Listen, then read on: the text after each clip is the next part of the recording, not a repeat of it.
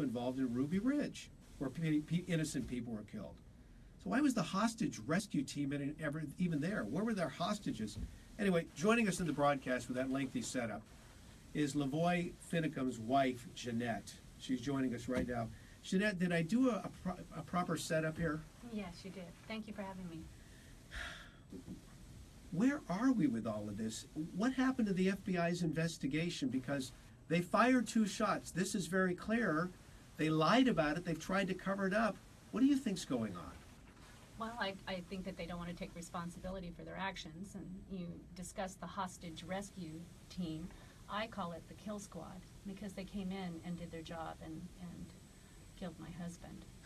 Why were they sent into this situation? Again, your husband posed no threat. Right. They could have arrested him if they wanted to at any particular time. He'd been coming and going from Eastern Oregon many, many times. Right.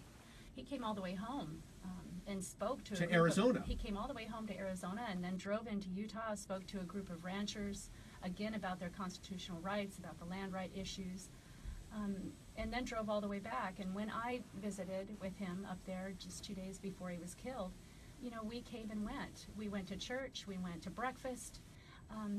Ammon came and went, Ryan came and went.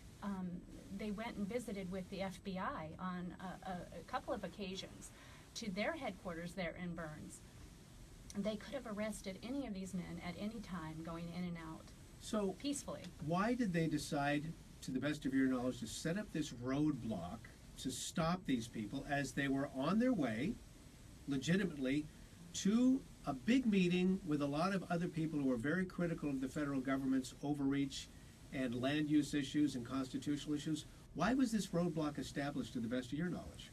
Well, I think the week before, some of the officials in Oregon were getting a little nervous because their message was catching on. And the comment was made, we need to stop the virus. We need to stop the virus from spreading. And they're referring to the Constitution. They're referring to people understanding what that document represents and how it affects them personally.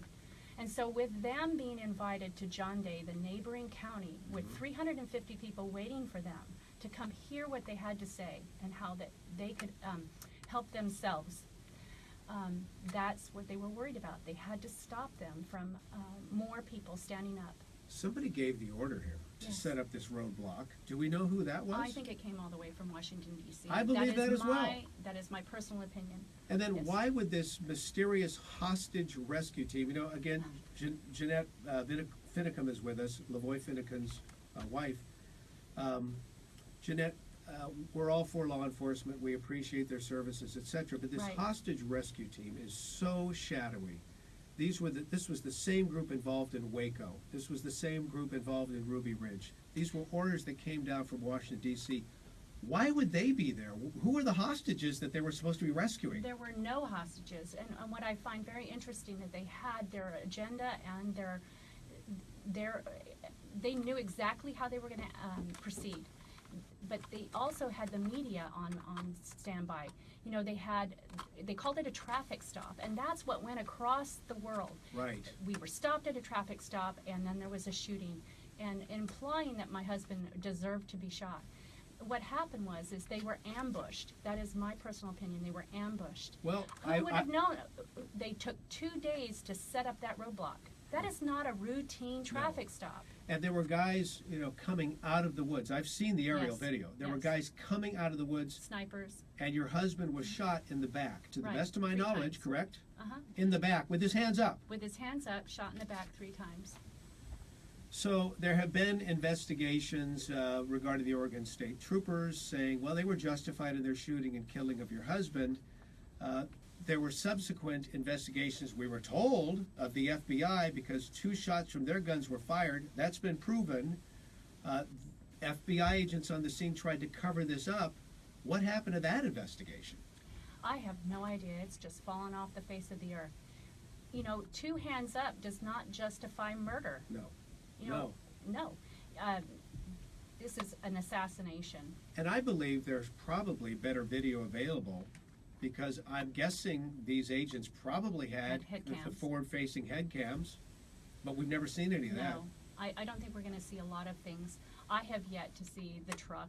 My finance company can't get to see the truck. Which My was insurance shot up company- as well, which was and there were shot up. other occupants, innocent people in the truck ducking for their lives, and it's all recorded.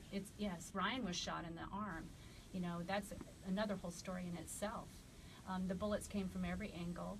You could see as LaVoy was exiting the truck upon slamming into the snowbank, he immediately opens the door, thrusts his hands in the air, and just as he does, that window is blown out.